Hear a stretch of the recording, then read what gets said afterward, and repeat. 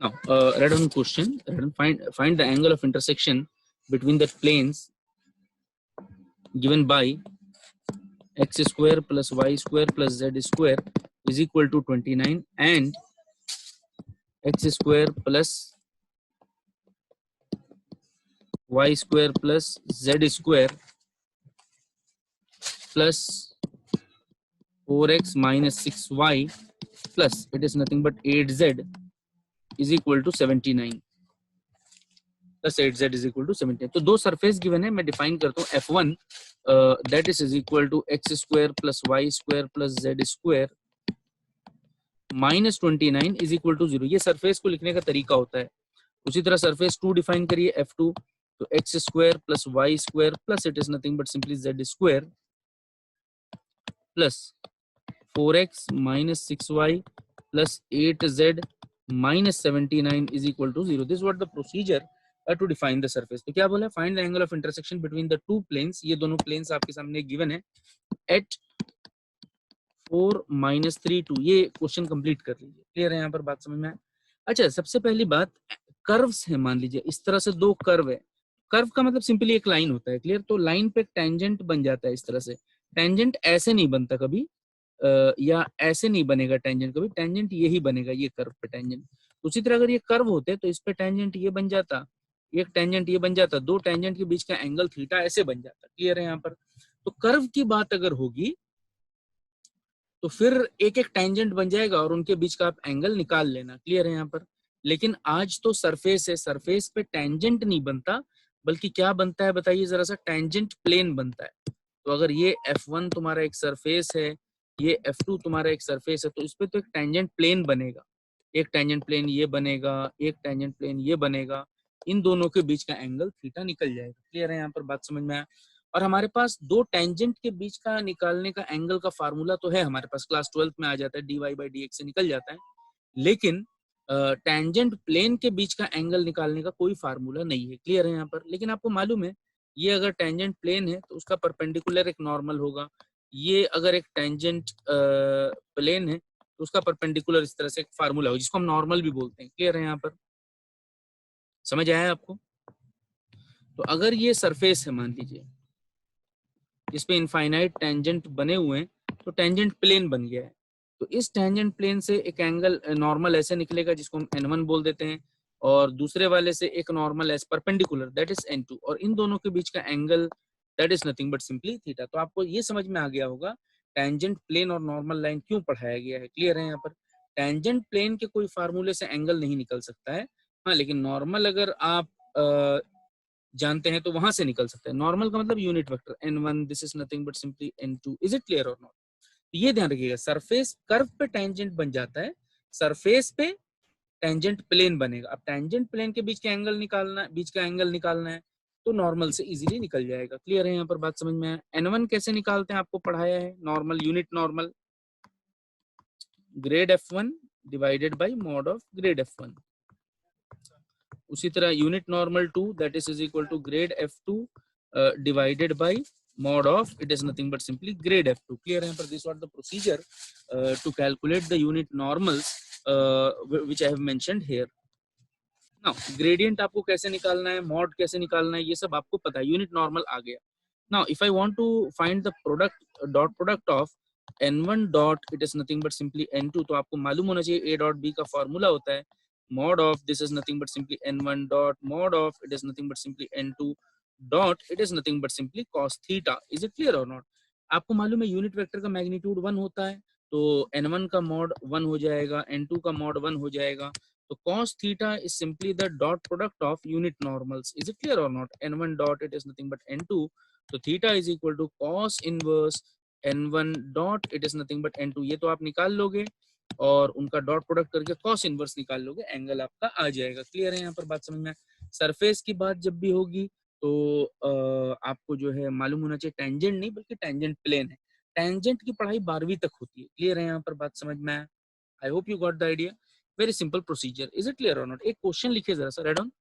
If a vector field v vector that is equal to ax square y plus yz, it is nothing but simply x cap plus x is sorry plus X Y square minus X Z square, यहाँ पर Y cap plus twice X Y Z minus x square Y square Z cap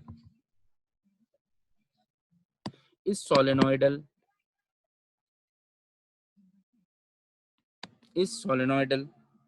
then find the value of A की value क्या होगी ये बताना है। अच्छा, आप जो हम लोग के स्टूडेंट होंगे रेगुलर क्लासरूम के, उनको सोलेनोइडल के बारे में तो मैंने बताया था, सोलेनोइड पाइप के बारे में, divergence of that vector is equal to 0।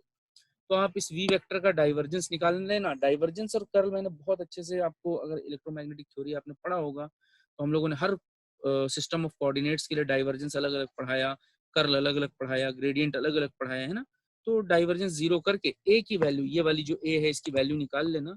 ए की वैल्यू -2 आएगी, और अगर जिसको नहीं आ रहा मुझे पर्सनली मैसेज करिए, आई will solve this question. Clear है यहाँ पर बात समझने? तो इसमें कोई घबराने की कोई जरूरत नहीं, सिंपल सा क्वेश्चन है, बीएससी लेवल का क्वेश्चन है। क्लियर है यहाँ पर? बस एग्जाम में आ गया है तो ठीक है।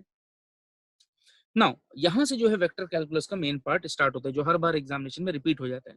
Now see, if r vector, small r vector भी लिख सकते हैं, क्लियर है यहाँ पर, that is equal to x I cap plus Y J cap plus z, it is nothing but simply के कैप मॉड ऑफ आर, इसको small r से भी लिखा जा सकता है, clear, under root this is nothing but x square plus y square plus it is nothing but z square. आप इसको चाहें तो मॉड ऑफ स्मॉल आर भी लिख सकते हैं, क्लियर। इसको आप चाहें तो आर वेक्टर ऐसे भी लिख सकते हैं, मॉड ऑफ आर को सिंपली आर लिख दोगे तो भी चल जाएगा। ये सब नोटेशन एग्जाम में इस्तेमाल हो जाते हैं। आपको निकालना है gradient of, it is nothing but simply 1/r। every time you will find alternatively in the net examination or gate examination or in the competitive exams, they are always asking, clear है यहाँ पर बात समझ? you are supposed to calculate the value of grad r, sorry grad of 1/r।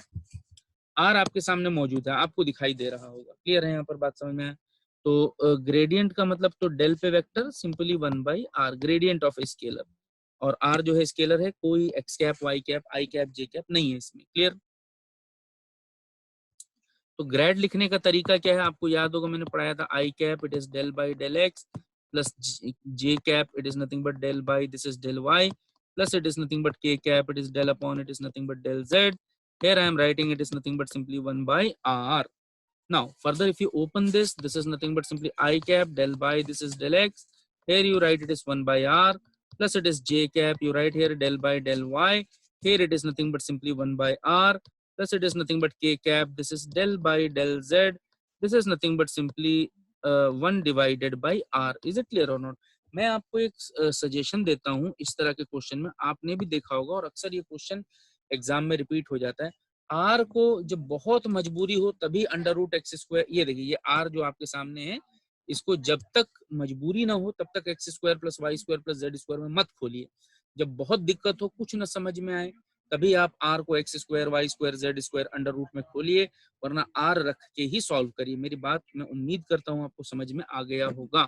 आगे चलते हैं, del by del x 1/r, मैं इसको सॉल्व करता हूँ। देखिए जरा सा, 1/x का डेरिवेटिव -1/x स्क्वायर, 1/r का डेरिवेटिव -1/r स्क्वायर, फिर r का derivative del r divided by it is nothing but simply del x।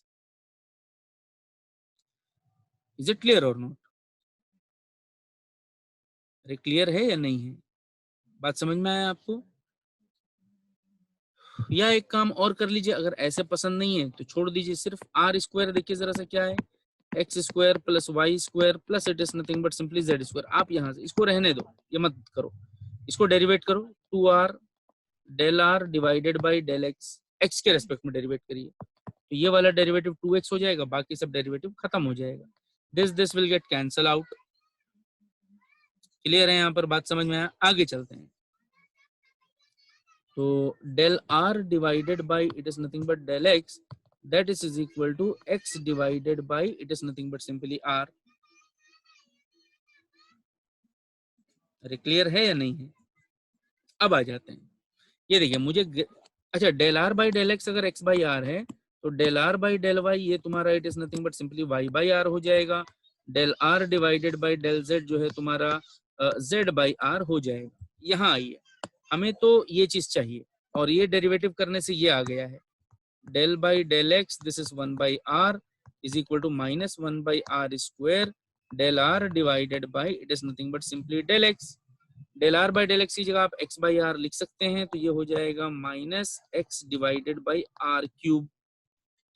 उसी तरह अगर मैं यहाँ लिखूं similarly del by del y 1 by r अगर लिखना चाहें तो minus y by this is r cube. उसी तरह del by del z 1 by r आप लिखना चाहो तो minus z by are cube. Very very simple. यहाँ देखिए आपको del by del x 1 by are, del by del x 1 by are, उसकी जगह ये सब्स्टिट्यूट करो। तो मैं पुट करता हूँ, देखिए जरा सा, आई कैप तो है ही minus X divided by are cube plus J cap minus Y divided by are cube plus K cap it is nothing but minus Z divided by it is nothing but simply R cube. Minus common ले लो तो X I cap plus Y J cap plus it is nothing but Z के cap whole divided by it is nothing but simply R cube.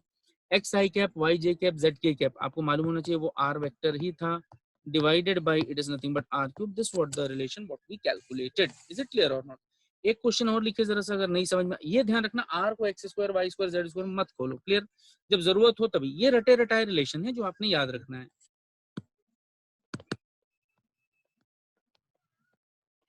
Right on. Determine divergence of r to the power n r vector, r to the power n r vector, r to the power n r vector। तो divergence का मतलब तो आपको पता है del dot होता है, ये I am writing r to the power n, this is nothing but simply r vector. Is it clear or not? आगे चलते हैं, आगे चलते हैं। i cap del by it is nothing but del x plus j cap it is nothing but del by it is nothing but del y plus k cap it is nothing but del by del z। ये तो del का definition define हो गया। Dot r to the power n x i cap plus y j cap plus it is nothing but z it is nothing but k cap। आगे चलते हैं, आई cap से multiply होगा तो बचेगा del by del x r to the power n x plus del by del y r to the power n y plus del by it is nothing but del z. के cap 1 हो जाएगा, r to the power n it is nothing but simply z. I hope you got the idea. इस तरह का relation हम लोगों ने निकाल लिया है। क्लियर है यहाँ पर, बात समझ में आया? तो एक मैं लेता हूँ, ये वाला चीज लेता हूँ, पहला वाला डेरिवेटिव, उसको सॉल्व करता हूँ। del by del x r to the power n it is nothing but simply x। तो r to the power n first function derivative of second x का derivative 1 plus x n r to the power n minus 1 it is nothing but simply del by del x r का derivative भी तो होगा del r by del x। पीछे जाके देखो हमने x by r निकाल रखा है, सब्स्टिट्यूट करिए r to the power n plus x n r to the power n minus 1 into x by it is nothing but simply r to the power n plus x square n r to the power n minus 2 r to the power n minus 2। अच्छा, उसी तरह del by अगर कोई del Y निकालता r to the power n y, यही आ जाता r to the power n plus y square n r to the power n minus 2। उसी तरह कोई डेल बाई डेल z निकालता r to the power n z, तो ये आ जाता r to the power n plus y square n r to the power n minus 2। यहाँ y नहीं आता, z आता है क्योंकि z का फंक्शन है। तो अब मैं सब्स्टिट्यूट करता हूँ, देखिए जरा सा। अच्छा, डेल बाई डेल वाई भी निकाल लिया, डेल बाई डेल एक्स भी निकाल लिया, डेल बाई डेल जेड भी निकाल लिया। ये देखिए तीनों का एडिशन है, एडिशन एडिशन, बीच में प्लस साइन है। क्लियर? तो मैं सबको ऐड कर देता हूँ। आगे चलते हैं, एक्स स्क्वायर प्लस, सॉरी देखिए जरा सा मैं स्टार्ट करूँ, sorry, r to the power n plus x square n r to the power n minus 2। ये था ना, देखिए जरा सा, हाँ ये देखिए जरा, x square n r to the power n minus, उसी तरह plus r to the power n plus y square n r to the power n minus 2 plus उसी तरह r to the power n plus z square n r to the power n minus 2। r to the power n, r to the power n, r to the power n, 3 times r to the power n plus n r to the power n minus 2 सब में है, common ले लीजिए, n r to the power n minus 2 common ले लिया, बचा x square plus y square plus it is nothing but z square है। अच्छा, under root x square plus y square plus z square वो r था, तो root नहीं है तो ये r स्क्वायर हो जाएगा, 3r to the power n plus nr to the power n minus 2 it is nothing but r square, 3r to the power n plus nr to the power n। तो this implies r to the power n common ले लीजिए, तो आपके पास बच जाएगा 3 plus it is nothing but n। This is what the final result. तो मैं ये कहना चाह रहा हूँ कुछ रिलेशंस है वो आप याद रख लीजिए, del are by del x, x by r होगा, बस सिंपल सी बात है। इज इट क्लियर और not? Very very simple notation. आगे चलते हैं। नाउ एक क्वेश्चन और लिखिए जरा सा, divergence of r vector divided by r. This, चलें आगे। डाइवर्जेंस का फार्मूला तो आपको मालूम होना चाहिए, X cap it is nothing, divergence का मतलब डेल डॉट होता है, del dot it is nothing but R vector divided by are. Del dot का मतलब I cap del by it is nothing but del X plus it is nothing but J cap del by del Y plus it is nothing but K cap it is del by it is nothing but del Z. Here it is nothing but dot R vector को लिखो जरा सा, X I cap plus Y J cap plus Z it is nothing but simply के cap whole divided by it is nothing but R. नीचे वाला R mod में है, मैंने आपको पीछे नोटेशन सिखा दिया। अब जो डॉट प्रोडक्ट होगा सेम सेम का होगा, आई कैप 1 हो जाएगा, del by del x it is nothing but simply x by r plus del by it is nothing but del y, y divided by r plus del by it is nothing but del z, z by it is nothing but simply r। एक का derivative करेंगे, clear है यहाँ पर बात समझ में आया? del by del x it is nothing but x by r, denominator का square, denominator derivative of numerator 1 हो गया, minus numerator derivative of denominator, तो del are by del X हो जाएगा, आर का derivative del are by del X. Del are by del X का मतलब आपको एक्स बाई आर होता है, ये आपको मालूम ही है, तो क्रॉस मल्टीप्लाई करो, r square minus x square divided by it is nothing but r cube, और अच्छे से खोल दो तो 1 by r minus x square divided by are cube, ऐसे भी लिख सकते हैं, आर क्यूब को तोड़ तोड़ के लिख दो नीचे। उसी तरह डेल बाई डेल वाई अगर एक्स बाई आर अगर आप निकालते तो ये होता 1 by r minus y square by are cube, अगर वो x square by are cube आया है तो ये y square by are cube आता। उसी तरह डेल बाई डेल जेड अगर जेड बाई आर अगर आप निकालते तो 1 by r minus z square divided by it is nothing but r cube आ जाता। अच्छा, ये तीनों को छोड़ना तो नहीं है, तीनों आपने जो कैलकुलेट कर लिया अलग अलग अलग, तीनों को ऐड कर देना, तो मैं कर देता हूँ 1 by r minus x square divided by are cube plus 1 by r minus y square divided by are cube plus 1 by r minus z square divided by are cube.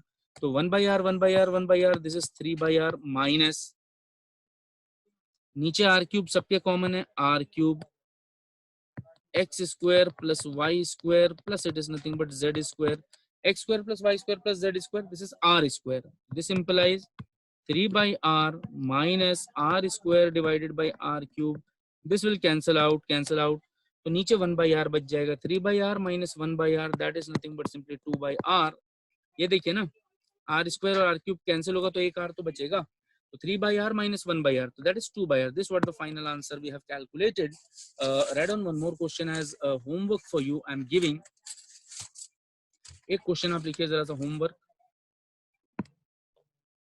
Grade dive r vector divided bye it is nothing but r, यहाँ तक तो हम लोग calculate कर चुके हैं 2 by r, बस उसका ग्रेडियंट आपने निकाल देना, very standard relation, direct asking in the examination. तो इसका आंसर आएगा minus 2r vector divided by this is nothing but r cube. Answer आ जाए तो ठीक है, नहीं आए तो मेरे को बताना, I will solve this. Is it clear और नॉट? ओके, ठीक है। तो अब इसके बाद हम लोग देखेंगे some different topics we will discuss. Is it clear on force concept? Is it clear? ये खत्म हो जाएगा तो इसके बाद I will complete group theory. After the completion of group theory, जब एक बार ग्रुप थ्योरी कंप्लीट हो जाएगा तो उसके बाद हम लोग देखेंगे that is nothing but special function. Once I complete special function then I will see numerical methods. And last it will be partial derivative. Clear है यहाँ पर? अच्छा, स्पेशल फंक्शन में ही वो सारे आ जाएंगे, लेजेंडर, हर्माइट, ये सब, ग्रीन्स फंक्शन। पार्शियल डेरिवेटिव में heat equation, temperature equation, wave equation सब आ जाएगा। क्लियर? न्यूमेरिकल मेथड में रंगे कुट्टा, वो सारा मेथड आ जाएंगे, Newton Raphson method. Clear? Group theory में होलोमॉर्फिज्म, वो सारी चीजें आ जाएंगी। तो this will be the complete syllabus. Clear है यहाँ पर? बात समझ में आया? ठीक है, तो वी विल डिस्कस दिस।